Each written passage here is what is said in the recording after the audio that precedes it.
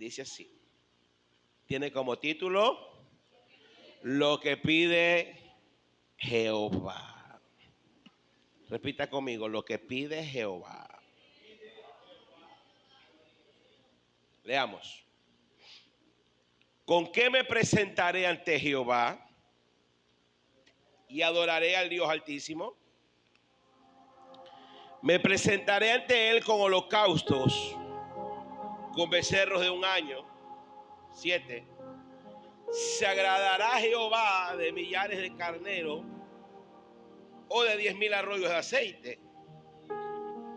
Daré mi primogénito por mi rebelión, el fruto de mis entrañas, por el pecado de mi alma. 8.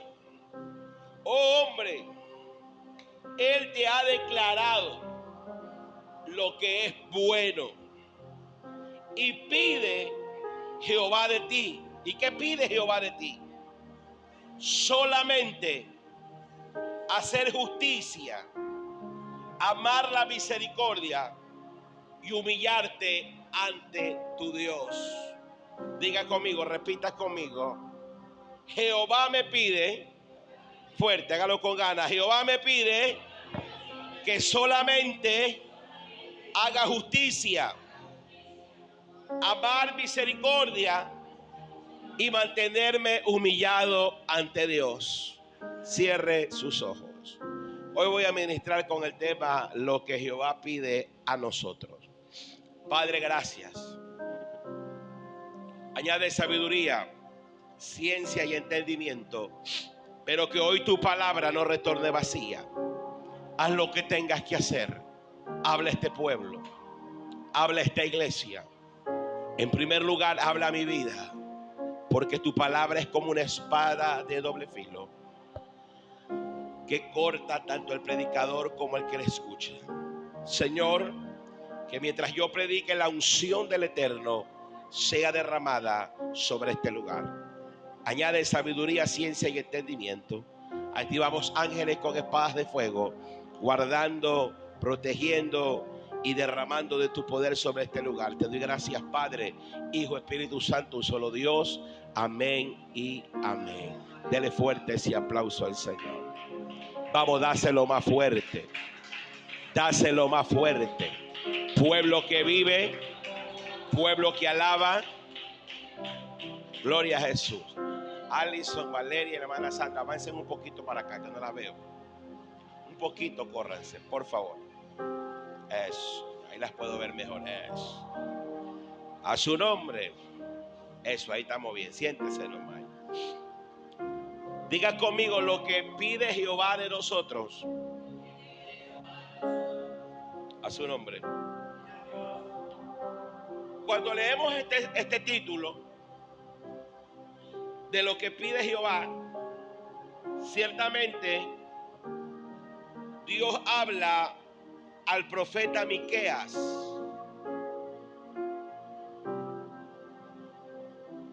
Dele fuerte el aplauso al Señor. Aleluya. A su nombre. Dale fuerte el aplauso al Señor.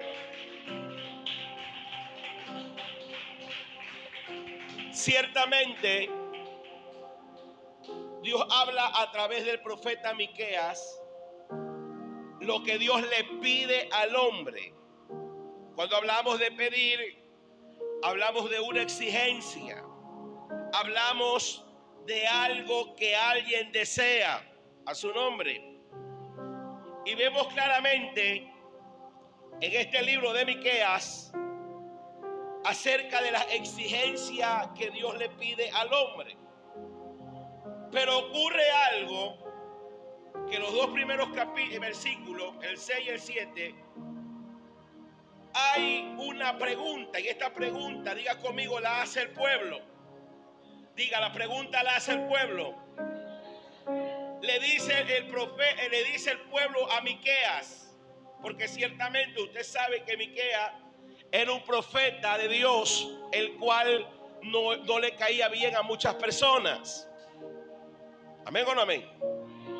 Porque había algo que lo diferenciaba el profeta Miqueas de los otros profetas. Que el profeta Miqueas no tenía compromiso con nadie. Diga conmigo, compromiso. Sea el rey, sea príncipe, sea lo que sea, o sea ministro, sea lo que sea, el profeta Miqueas hablaba conforme a la voluntad del Señor. Aleluya. Ahora ocurre algo, que el pueblo del Señor se refiere de tal manera hacia Jehová, diciendo: ¿con qué me presentaré a Jehová y adoraré al Dios Altísimo? Ellos mismos vuelven a preguntar: me presentaré ante Él como holocaustos de becerros de un año. Y en el 7 siguen preguntando: ¿se agradará Jehová de millares de carneros? Imagínense, ellos ya estaban entrando en una exageración. Amén. En pocas palabras, ellos estaban mofándose. Escuche bien. Cuando ellos dicen millares de carneros, ellos estaban mofando de lo que Dios le exige a ellos, lo que Dios quería con ellos. Ellos dicen: ¿se hará Jehová de millares de carneros? Escuche. O de 1000 arroyos de aceite. Seguían mofándose. Daré mi primogénito. O sea, estaban diciendo: daré mi hijo, mi primogénito, por mi rebelión, el fruto de mis entrañas, por el pecado de mi alma. ¿Qué es lo que ocurría en aquellos días del profeta Miqueas? ¿Qué es lo que Dios quería hablarle al pueblo? ¿Qué es lo que Dios quería decirles a ellos? ¿O qué era lo que Dios le exigía a este pueblo, a su nombre? Ciertamente este capítulo, Dios condena a Israel por su deshonestidad, por su avaricia, por su violencia, por su idolatría. Los líderes de aquella época de Miqueas asumían, escuche bien, que Dios quería sacrificio cada vez más extravagante. Pero Dios lo que deseaba era justicia, bondad y verdadera humildad. Dale fuerte el aplauso al Señor. A su nombre. ¿Vive o no vive? O sea, en pocas palabras, en estos primeros 2 versículos, el 6 y el 7, el pueblo de Israel estaba hablando, estaba tratando de decir que Dios era exagerado con lo que ellos querían para él. A su nombre.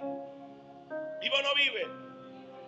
Sabemos nosotros que por la palabra en el Antiguo Testamento, para poder agradar a Dios y para poder ser libre de pecado, se necesitaba sacrificio de animales. Diga conmigo, sacrificio de animales. Ciertamente Dios le da una orden a Moisés. Le habla acerca de que tenía que presentar un sacrificio de animal para la expiación de pecado. Y ciertamente esto fue establecido por Dios. Habla conmigo Levítico capítulo 9, versículo 1. Cuando usted lo encuentre, me va a decir un fuerte amén. Vamos a Levítico 9:1. Lo que ellos están expresando acerca de los holocaustos era correcto. Pero el problema estaba que ellos estaban expresando de una forma exagerada de lo que trata el sacrificio y el holocausto hacia Dios. Busque por favor Levítico 9:1. Alguien que me lo lea, por favor. Léalo, el que lo encontró.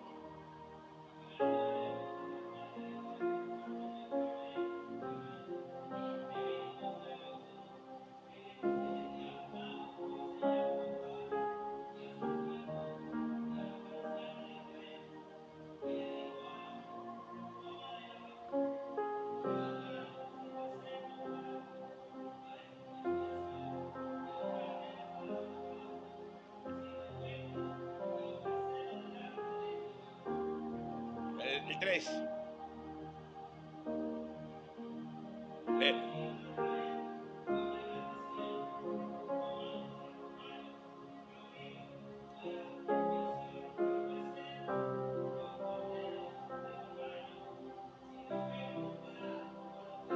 Amén.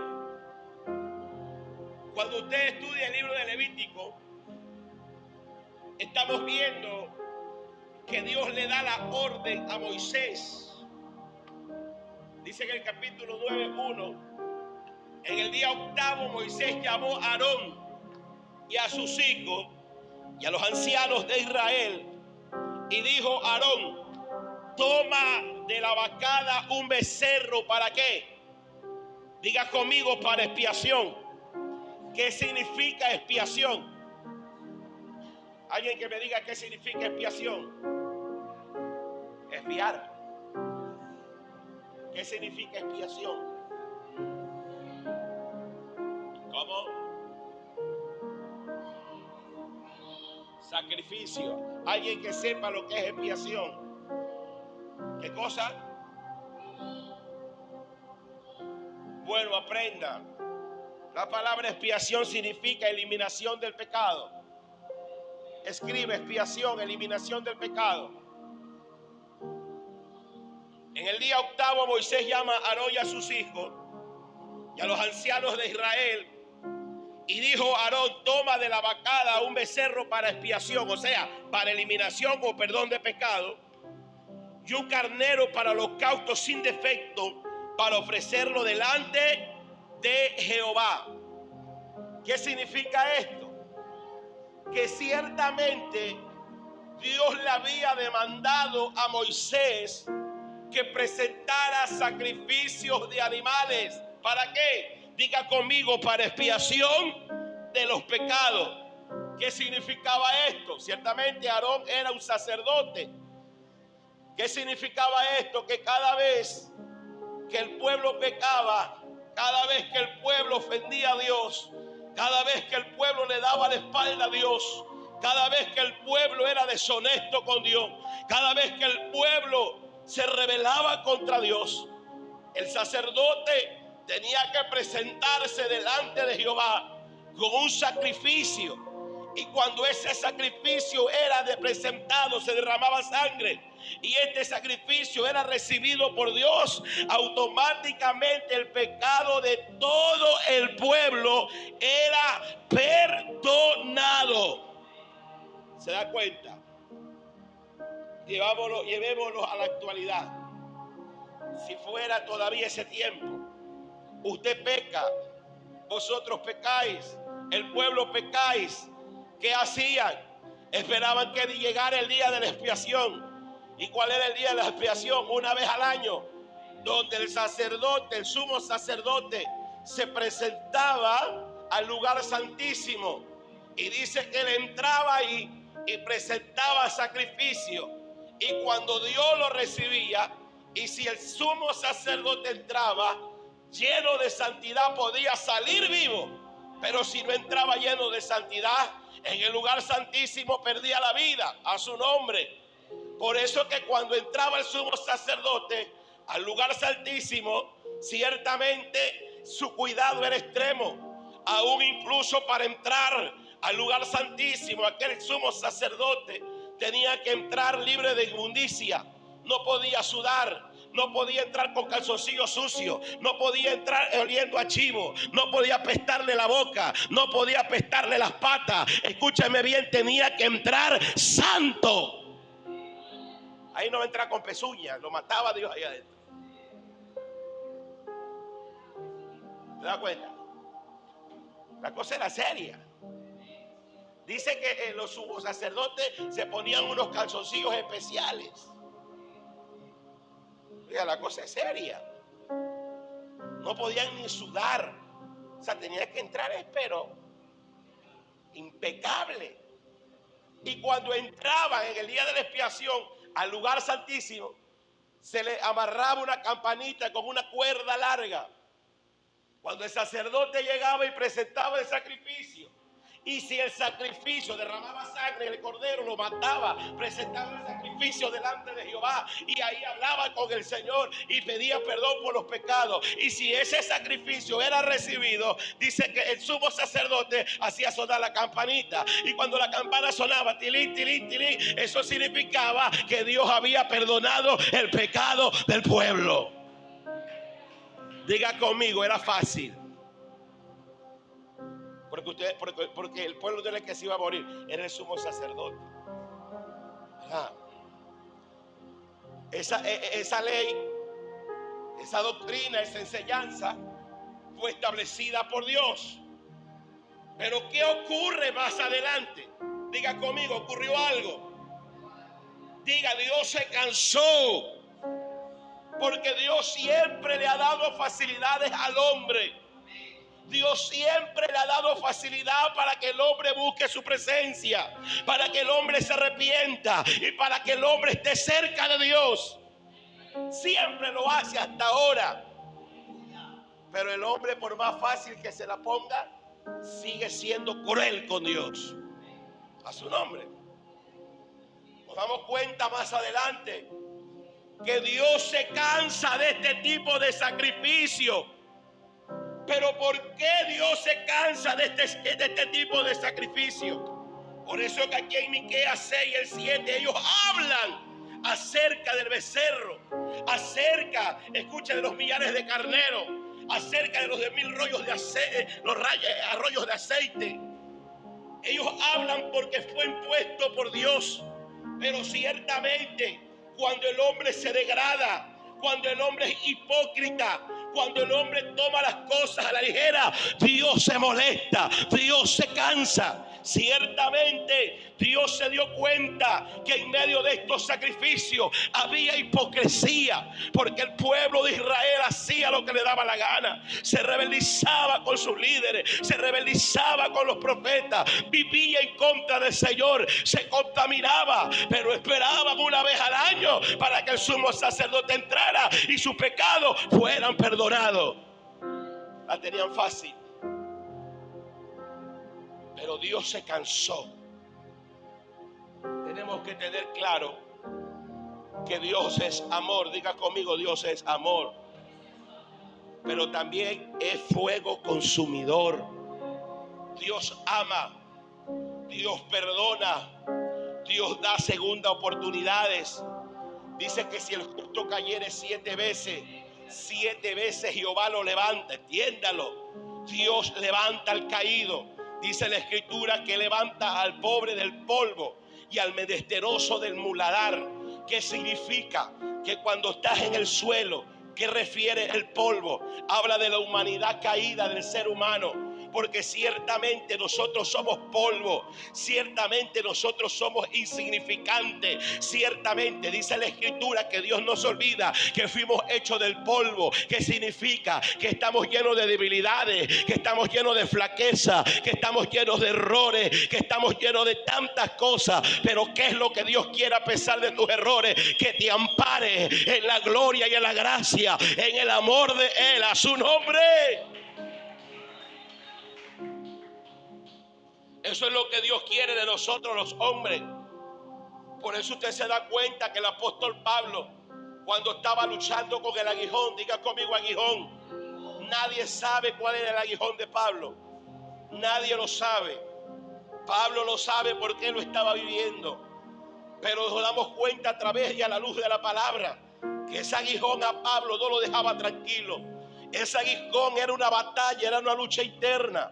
Tanto así que el apóstol Pablo dijo: por 3 ocasiones te he pedido que me lo quites, pero no me lo has quitado. Ciertamente el apóstol Pablo estaba asustado. El apóstol Pablo estaba inconforme por esa debilidad. El apóstol Pablo estaba preocupado, porque el apóstol Pablo sabe que cuando hay algo que no está alineado a la palabra de Dios, Dios se desagrada, porque Dios no puede habitar en un cuerpo imperfecto. Dios no puede habitar donde hay inmundicia, donde hay pecado. Pero hay algo que se le olvidaba a Pablo, que Dios, a pesar de tus debilidades, a pesar de tu flaqueza, cuando tú pides la ayuda de Él no tarda en extender su mano para ayudarte.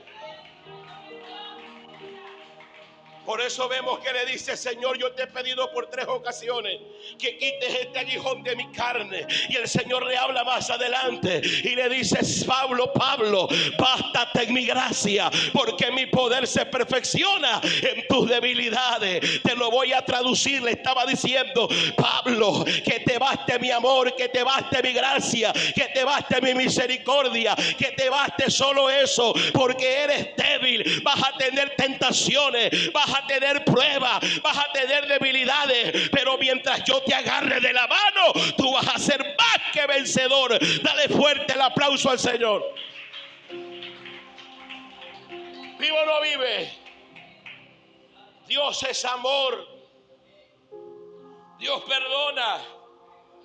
Dios levanta. Dios restaura. Dios liberta. Dios no solo da 2 oportunidades, da muchas oportunidades. Pero llega un momento en que Dios se cansa. Si no, pregúntele a los moradores en los días de Noé. ¿Qué dice la Biblia? Que el pecado de los hombres, dice que de continuo el corazón de los hombres, los designios de los hombres era hacer el mal. O sea que los hombres se mantenían pecando, Luis. Los hombres se mantenían desagradando a Dios. Porque el problema no está que tú desagrades a Dios. Cualquiera puede desagradar a Dios. Cualquiera puede pecar en contra de Dios. El problema está que si pecaste, desagradaste a Dios, tú te arrepientes y sigues adelante. Pero el problema está cuando tú te mantienes de continuo llevándole la contraria a Dios. Es ahí que vienen las consecuencias. Por eso usted ve que dice que Dios se arrepiente de haber creado al hombre y a la bestia, porque son igualitos.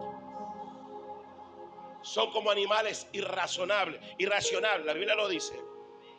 Así se porta a veces el hombre, no raciona, no piensa, no recapacita, no entiende que lo que Dios está haciendo es un llamado. ¿Vive o no vive? ¿Qué ocurre aquí? El pueblo de Israel estaba hablando conforme a la Escritura. Estaba hablando lo correcto. Por eso ellos dicen: ¿con qué me presentaré ante Jehová y adoraré al Dios Altísimo? Siguen preguntando: ¿me presentaré a Él con holocaustos, con becerros de un año? Estaban hablando conforme a la palabra. Y ellos le siguen hablando: ¿se agradará a Jehová de millares de carneros o de 10,000 arroyos de aceite? Daré mi primogénito por mi rebelión, el fruto de mis entrañas por mi pecado. O sea, le estaba diciendo: ¿qué más quiere Dios por nosotros? ¿Qué más sacrificio quiere el Señor? ¿Será que tengo que darle mi primogénito? ¿Será que tengo que hacer tantas cosas por mi rebelión, por mi pecado? Eran orgullosos, no reconocían que estaban mal, no reconocían que de nada les servía que presentaran miles de becerros si no se arrepentían delante de Dios. A su nombre. Diga conmigo: Dios se cansa. Diga: Dios se cansa. Dios se molesta.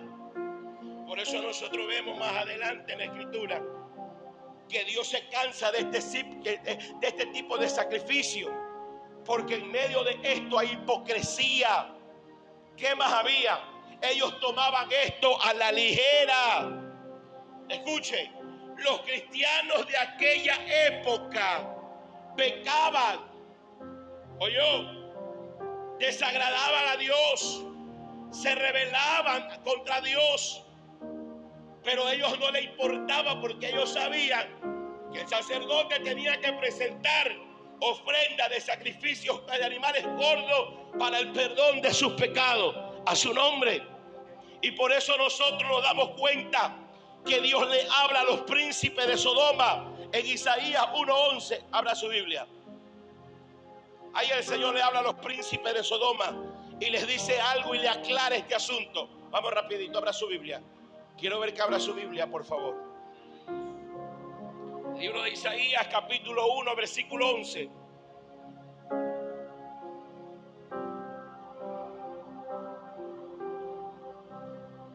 Dios le habla a los príncipes de Sodoma y les aclara, porque ellos también presentaban sacrificios de animales gordos. Ellos también sabían esto, ellos también lo vivían, ellos también lo hacían. Pero como se lo dije, Dios se cansó de esta hipocresía. Mira lo que dice Isaías 1:11. ¿Para qué me sirve, dice Jehová, la multitud de vuestros sacrificios? Siga leyendo. Hastiado estoy de holocaustos de carneros y de cebo de animales gordos. No quiero sangre de bueyes, ni de ovejas, ni de machos cabríos. Míreme acá. Cuando dice hastiado, ¿a qué se refiere? ¿Ah? ¿Quieres que te diga algo? ¿Qué significa hastiado? Cansado. ¿Qué significa hastiado? Hostigado. ¿Qué significa hastiado? Cuando me caso, ¿qué?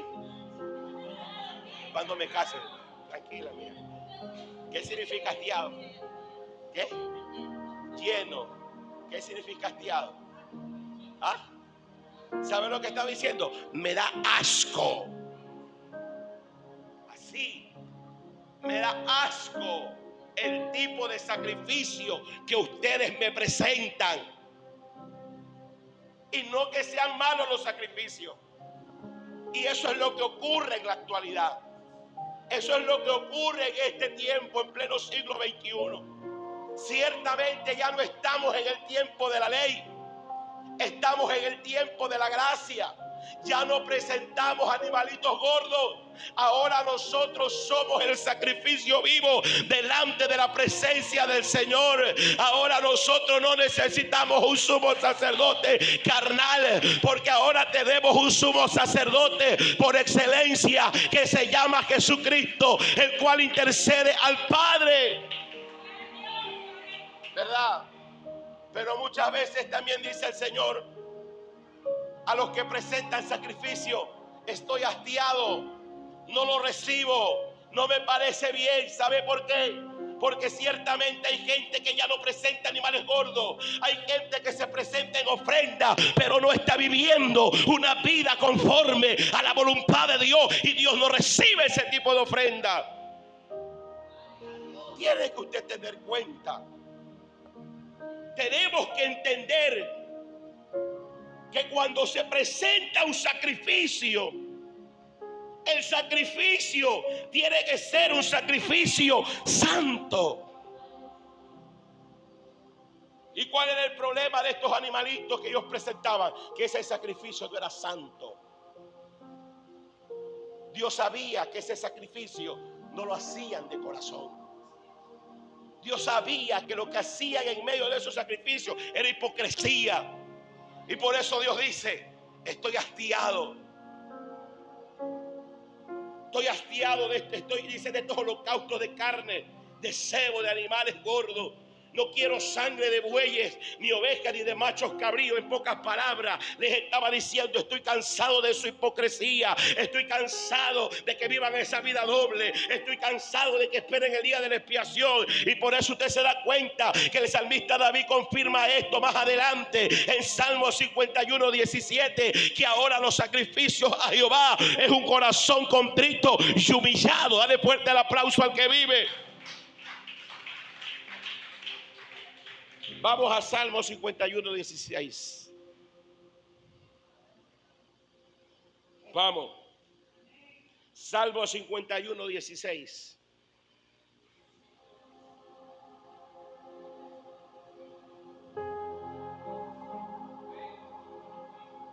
Porque no quiere sacrificio, que yo lo daría. No quieres holocausto. Mírenme acá, ¿qué está diciendo el salmista David? O sea, no, que él no quería sacrificio que el salmista David le podía dar. O sea, que él no quería sacrificio de animales gordos. O sea, que él no quería que el rey David le diera un becerro, un ternero, una vaca. No quería eso. O sea, Dios, él sabía, el rey David sabía que ella no le iba a recibir eso. Por eso él dice: porque no quieres sacrificio que yo te daría. No quieres holocausto. Pero el salmista David ahora declara lo que Dios quiere en vez de ese tipo de sacrificio. Y dice: los sacrificios de Dios, escúchame bien, los sacrificios de Dios son el espíritu quebrantado, al corazón contrito y humillado no desprecias tú, oh Dios. A su nombre, dale fuerte ese aplauso al Señor. Vamos, dale fuerte, dale fuerte, dale fuerte, dale fuerte ese aplauso. A su nombre. Vivo o no vive. En pocas palabras, cuando el pueblo se refiere al profeta Miqueas y le dice: pues que presentaré un becerro. miles de carneros, 10,000 arroyos de aceite. Daré a mi hijo por ofrenda. En pocas palabras, ellos estaban diciéndole al profeta Miqueas que Dios exigía demasiado, que Dios le pedía mucho, que Dios era extravagante para pedir algo. Diga conmigo, Dios nunca nos pide de mucho. ¿Qué es lo que Dios le pide al hombre? Dios te pide tu casa. ¿A quién Dios le ha pedido su casa? ¿A quién Dios le ha pedido la moto? ¿A quién Dios le ha pedido un hijo? ¿Verdad? ¿A quién Dios le pide su plata? Nadie. Dios no le pide nada a nadie. Todo lo que nosotros le damos, se lo damos por amor. Y si sembramos algo, lo hacemos por amor. Por eso dice la Biblia que si alguno da, no lo dé por necesidad, ni porque le sobra, ni porque le falta. Dice que cada cual dé conforme ha propuesto en el corazón. O sea, usted da como usted ha propuesto en su corazón. Cualquiera que da como ha propuesto. Usted no puede dar porque le sobra. Usted no puede dar porque le falta. Eso es como cuando la gente diezma. Dice, voy a diezmar para que Dios me dé. Usted nunca diezme para que Dios le dé. Usted diezme porque usted ama a Dios. Y cuando tú amas a Dios, Él es galardonador de los que le buscan. Él honra a los que le honran. Usted no se acostumbre a eso. No es que estoy chino, estoy pasando necesidad. Voy a diezmar para que Dios me bendiga. Escúcheme bien. Dios conoce con qué intención tú diezmas. Cuando tú diezmas con esa intención, Dios no te da nada. Pero cuando tú diezmas y separas tu diezmo, tu ofrenda de amor, y le dices, Señor, lo primero es para ti, le estás demostrando a Dios que lo ama. Estás demostrando que lo atesora. Le estás demostrando que es lo primero. Y es ahí que Él abre la ventana de los cielos. A su nombre. El pueblo de Israel en aquellos entonces estaba diciendo, Dios me exige mucho. Dios exige demasiado. ¿Qué más quiere? En pocas palabras le estaba diciendo, ¿qué más quieres, Dios? Miqueas, ¿qué más quieres, Señor? Y mira lo que le responde Miqueas en el versículo 8. Léalo conmigo toda la iglesia. Abra su Biblia. Mire lo que dice. Aquí le habla a Miqueas y les explica lo que habla el salmista David en Salmo 51. Léalo. Oh hombre, Él te ha declarado lo que es bueno. Y pide Jehová de ti. ¿Qué más? Solamente, ¿qué nos pide el Señor? Hacer justicia. ¿Qué más? Amar misericordia. ¿Qué más? Y humillarte ante Dios. ¿Cuántas cosas pide el Señor? Dios le estaba pidiendo miles de becerros. Les estaba pidiendo el primogénito. Entonces, ¿qué ocurría con este pueblo? Este pueblo era grosero. Míreme acá. Un pueblo injusto, un pueblo rebelde. Eso ocurre en la actualidad. A veces la gente dice, ¿para qué tanto ayuno? ¿Para qué tanta vigilia? ¿Para qué congregarme todos los días? ¿Para qué ofrendar? ¿Para qué diezmar? ¿Para qué tanto sacrificio? Es que el pastor me exige demasiado. Es que el pastor quiere que solo viva orando, que solo viva en las intercesiones, que solo viva en la iglesia, que solo viva consagrado. Es que tú no vives para el pastor, ni te sujetas al pastor. Tú te sujetas al Rey de Reyes y Señor de Señores. Y cuando tú dices esto es demasiado, yo creo que es mucho lo que se está haciendo, tú te estás rebelando contra tu Dios. Estás igual que el pueblo de Israel, de rebelde. Estás de la misma manera. Ay, pero tanto sacrificio, tanta oración, tanto ayuno, tanta cosa. E ignorantemente pecamos contra Dios. Estamos igual que este pueblo rebelde y respetando a Dios. Porque ciertamente lo que Dios le pide al hombre es insignificante. ¿Qué es lo que le pide Dios a usted? Hacer justicia. ¿Qué significa hacer justicia? ¿Qué? Ser justo. ¿Qué se refiere a hacer justicia? Vivir la palabra. Hacer lo que Él te pide. Es lo único que Dios te pide, que hagas sus mandamientos. Que hagas conforme a lo que está escrito. Eso es todo lo que usted le pide. Él no le pide más allá. Él le pide que usted haga su voluntad. Él le pide que usted sea justo. ¿Y qué es una persona justa? Alguien que practica la justicia. ¿Y qué significa que practica la justicia? Que vive la ley, que vive los mandamientos, que vive la palabra, ¿verdad? ¿Qué es lo que Dios te pide? Hacer justicia. ¿Qué es lo que Dios te pide? Que seas santo. ¿Qué es lo que Dios te pide? Que seas obediente. ¿Qué es lo que Dios te pide? Que dejes la inmundicia. ¿Qué es lo que Dios te pide? Que dejes la mentira. ¿Qué es lo que Dios te pide? Que dejes la fornicación. ¿Qué es lo que Dios te pide? Que no toques lo inmundo, no caigas en adulterio. ¿Qué es lo que Dios te pide? Que vivas recto delante de Dios. ¿Qué más dice? Oh hombre, te he declarado lo que es bueno y lo que pide de ti solamente hacer justicia y amar la misericordia. ¿Qué significa cuando habla de amar la misericordia? ¿A qué se referirá?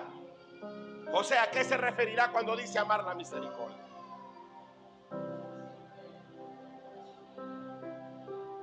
A ver, ¿qué se refiere cuando habla de amar la misericordia?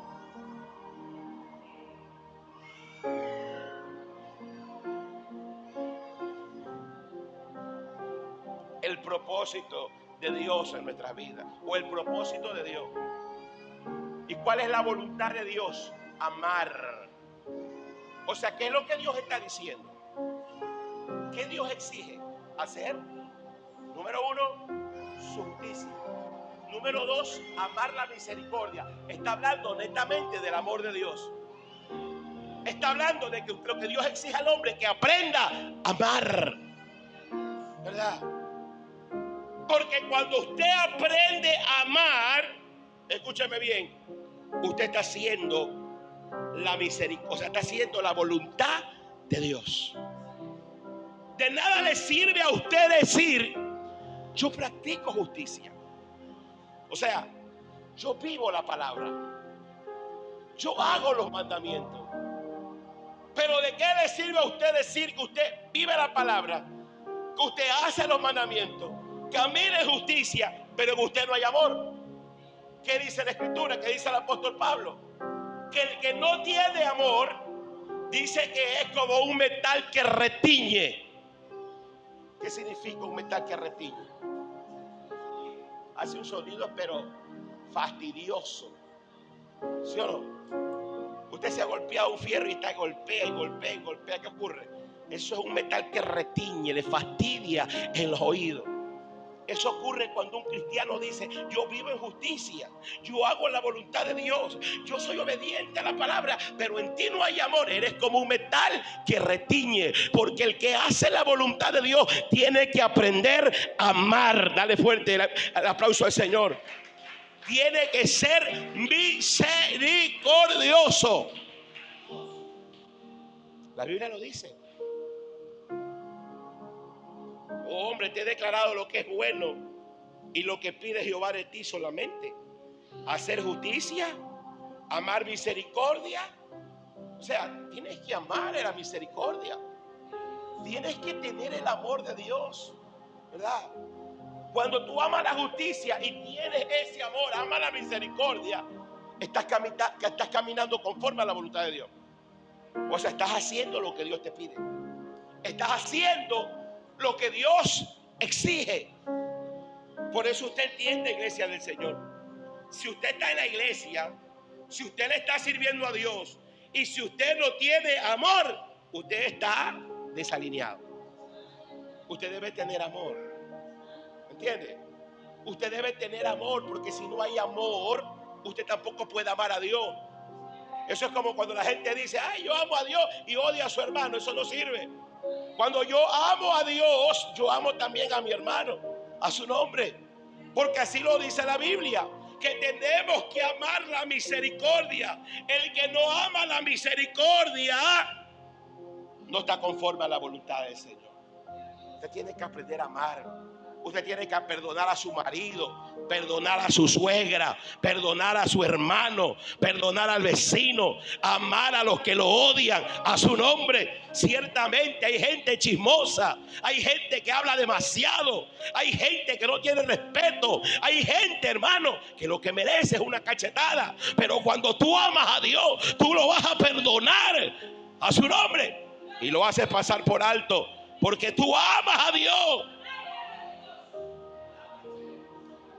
Somos humanos y como humanos nos molestamos.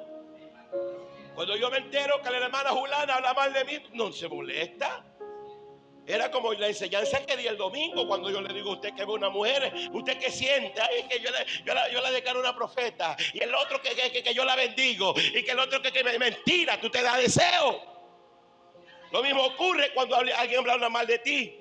Lo mismo ocurre cuando están criticándote. Lo mismo ocurre cuando están injuriándote. Place darle una cachetada ungida. Pero cuando tú amas a Dios, tú entiendes que la batalla no es tuya, que la pelea no es tuya, que de Jehová es la venganza.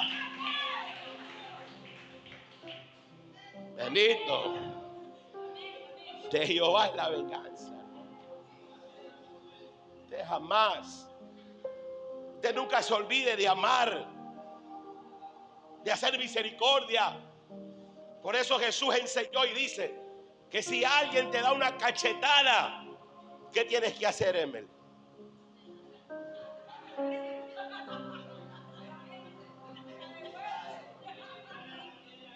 ¿Estás segura que vas a poner la otra? ¿Qué dice la Biblia?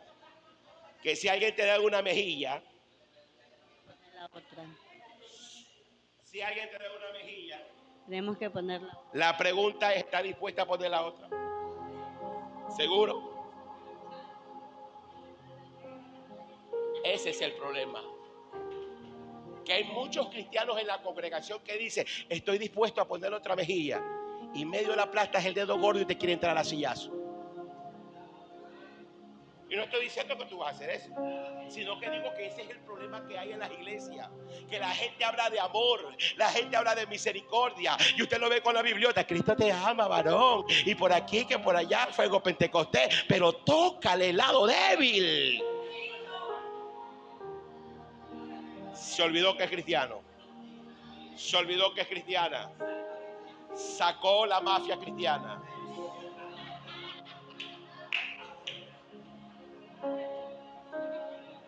Ya no habla humilde. Dios te bendiga, hermana Carla. Hermana Ana, Dios le bendiga a mi sierva. Dame la mano. A mi sierva. Y usted lo ve humilde. Carecua, que mi sierva. Tócalo. Que tú no sabes con quién te metes. ¿Qué te pasa? Tú no sabes. Escucha, hermana Ana. Ve, última vez que usted me falta. Así mi pastor me mete en disciplina, le corto la cabeza. Es que ese es el problema. Cristianos que vivimos así, porque nos hemos olvidado de amar la misericordia. Si usted no ama la misericordia, usted no puede agradarle a Dios. ¿Qué le trato de decir? Yo no estoy diciendo que usted tiene que ser un tonto, cárgame las puertas. Lo que yo le estoy tratando de decir, que usted tiene que amar a sus enemigos. Usted tiene que orar por los que los ofende, y usted tiene que ganárselo como amigo, porque la Biblia lo enseña. Jesús, ¿qué dijo cuando estaba en la cruz del Calvario? Jesús se estaría riendo en la cruz del Calvario, Luis. Jesús estaría a la carcajada en la cruz del Calvario, Génesis. ¿Cómo estaba Jesús en la cruz del Calvario? Melanie, ¿cómo estaba? Adolorido, estaba llorando, estaba sufriendo. Le habían metido cientos de latigazos. Estaba ensangrentado. Lo habían lastimado. Su cuerpo estaba lleno de sangre, de dolor, de fiebre, de inflamación. Estaba sediento. Pero aún a pesar de los maltratos, a pesar del dolor, a pesar del sufrimiento, de lo que salía de Jesús de adentro era amor y era misericordia. Y lo mismo tiene que pasar en el creyente. Por más que te lastime, por más que te hiera, por más que te sacrifique, de lo que tiene que salir de ti es amor. Por eso la Biblia dice que de la abundancia del corazón habla la boca. Si a usted su boca todavía sale odio, eso hay en tu corazón. Si todavía hay indiferencia con tu hermano, eso hay en tu corazón. Cualquier cantidad de creyentes que están podridos, cualquier cantidad de creyentes que están dañados, y así no se agrada a Dios. Tenemos que ser santos. Por eso que a Jesús no lo querían, por eso que a Miqueas no lo querían, por eso que a Jeremías no lo querían. Porque eran profetas que hablaban conforme a la voluntad de Dios. Por eso no lo querían a Juan el Bautista. Por eso a Juan el Bautista, ¿sabe cómo le decían? Le decían, escúchame, Bautista no era su nombre. El bauticero no era su nombre. Juan se llamaba. Pero a él le decían Juan el Bautista. ¿Pero por qué le habían puesto Juan el Bautista? Porque ciertamente ellos querían burlarse de él. ¿Y por qué se burlaban de Juan el Bautista? Porque el bautizo en aquellos días no era para el pueblo de Israel. ¿Sabe para quién era el bautizo? Para los publicanos, para los extranjeros. Pero Juan el Bautista muchas veces confrontó al pueblo y le dijo: generación de víboras, arrepiéntanse y bautícense para perdón de pecado. En pocas palabras le estaba diciendo al mismo pueblo que eran como publicanos y como extranjeros que no conocían a Dios. ¿Entiende? Y por eso se burlaban de Juan el Bautista. Decían: ahí está el bauticero, míralo, míralo, ahí está el Bautista. Pero ellos no sabían que lo que para ellos era una burla ahora es una honra. Porque después Jesús habla más adelante de Juan el Bautista, que dice que no hay hombre y no ha habido uno más grande que Juan. ¿Vive o no vive? ¿Vive o no vive? Así que entienda que lo que Dios le pide al hombre, que haga justicia, o sea, que viva conforme a la palabra, que haga lo que Dios le pide. Si la Biblia dice no mentirá, usted no va a mentir. Si la Biblia le dice no codicia a la mujer de su hermano, usted no va a codiciar, ojón. ¿Qué más le pide, Señor? Muchas cosas. ¿Usted qué la va a hacer? ¿Usted qué va a hacer? Conforme a lo que Dios me pide. Y como Dios me pide que yo amar en justicia, entonces yo voy a amar a mi hermano. Es que aquí no se trata de que me cae bien o no me cae bien. Todos deben caerte bien. Y a todos debes de amar. Imagínense que yo como pastor diga: esta me cae bien, la de acá me cae chancho, la de acá me cae qué, pues, chichorro, ¿qué? Yo no puedo hacer eso. A mí Dios me manda a amar a todos. Ciertamente cada uno tiene un carácter distinto y yo tengo una forma distinta de tratar con cada uno. A uno le damos con violencia, a otro le damos con amor y a otro hay que darle. Dele fuerte el aplauso al Señor. ¿Vive o no vive? ¿Vive o no vive? Pero tenemos que amar. El que no ama la misericordia, escúchame bien, no está haciendo lo que Dios le pide.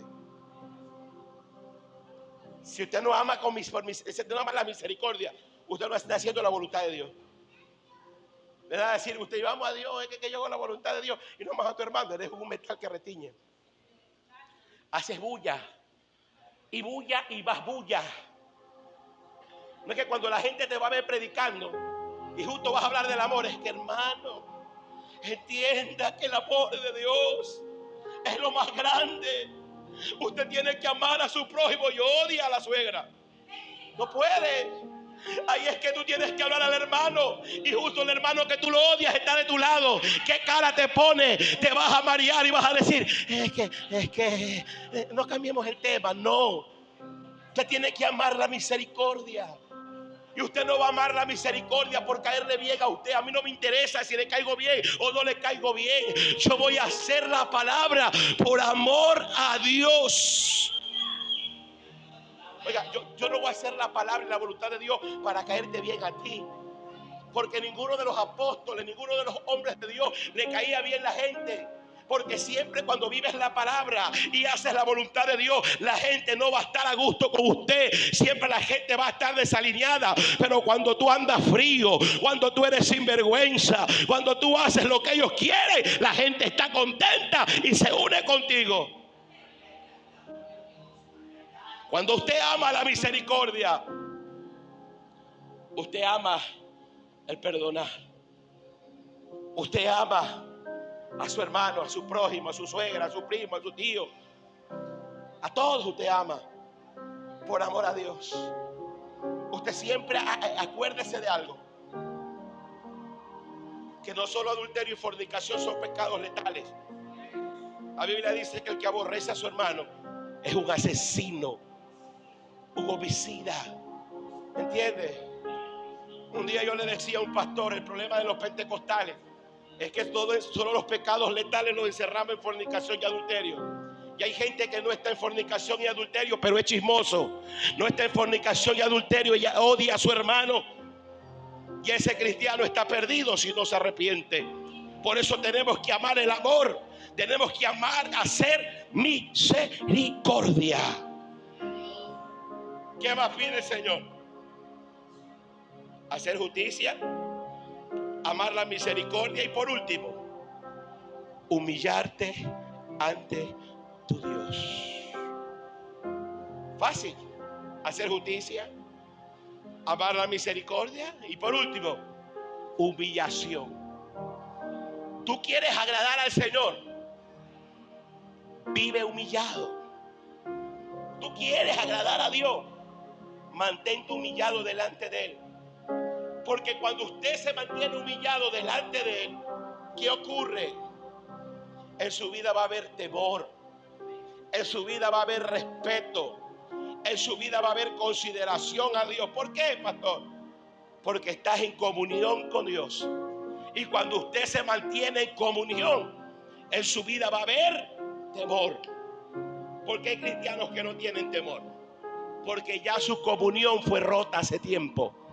Tienen comunión con Facebook, tienen comunión con el Instagram, tienen comunión con TikTok, tienen comunión con la amiga, tienen comunión con la comadre, tienen comunión con el marido, con los hijos, tienen comunión con la hermana chismosa de la iglesia, pero no tiene comunión con Dios. Y eso desagrada a Dios. Tienes la capacidad de chatear hasta las 4 de la mañana. Pero aquí no hay. Aquí no hay. Aquí no hay. Yo siempre que pregunto, cuando lo veo a las 4, ¿qué estás haciendo? Orando. O sea, me da miedo preguntarle, por eso no le pregunto. A mí me da miedo preguntarle. Vaya a ser que rompa la comunión que usted tiene con Dios. Qué raro que hay gente que está orando y tú le escribes: hola Juanita, ¿qué pasó? Es que estoy orando. Cuando usted está en comunión con Dios, usted ese teléfono lo apaga o lo pone en silencio. Usted no responde cuando usted está en secreto con Dios. Pero eso delata que usted es un mentiroso. Yo cuando estoy orando, yo desactivo mi teléfono. Y yo a usted no le voy a responder hasta que termine mi oración. Pero qué raro que hay gente que en plena oración tú lo llamas a 4 de la mañana. Dígame, pastor, ahorita estoy orando. Un día un hermano me dijo: pastor, me amanecí orando. ¿Desde qué hora? Desde las 2 hasta las 6. ¡Wow! Yo le digo: tú eres un grande. Cualquiera no puede amanecerse de 2 a 6 de la mañana orando. Cualquiera no hace eso. Y date cuenta que el que te dice que amanece orando es el más carnudo de la iglesia. El que habla de tanta búsqueda, de tanta intimidad, pues pregúntele. Es el más rebelde de la congregación. Cuando yo digo que me amanezco orando, cuando yo digo que paso en secreto, cuando yo digo que estoy humillado, yo soy humilde. ¿Jesús qué dijo? Por su fruto. ¿Qué dijo? Por su fruto os conoceréis. Dígale que está a tu lado, mantente humillado. Fuerte, dile, mantente humillado. Dígale, 3 cosas le agrada a Dios: hacer justicia, ¿qué más? Amar la misericordia y humillarte ante tu Dios. Si usted no aprende a humillarse delante de Dios, con todo el respeto que usted se merece, va a vivir una vida fracasada. Y yo no conozco un evangelio de fracasos. Yo no conozco un evangelio de derrota. ¿Qué dice la Biblia? Que Dios lo lleva de triunfo en triunfo y de victoria en victoria. ¿Qué significa? Que aquí hay procesos, que aquí hay pruebas, que aquí hay dificultades, pero no todo es para siempre. Diga, no todo es para siempre. Todo tiene un tiempo límite. Ciertamente vamos a padecer, vamos a ser procesados, vamos a pasar pruebas, pero en medio de esto hay victoria. ¿Cuántos dicen gloria a Dios? Porque cada vez que Dios te mete a una prueba, es porque de esa prueba te va a sacar victorioso. 3 cosas pide el Señor.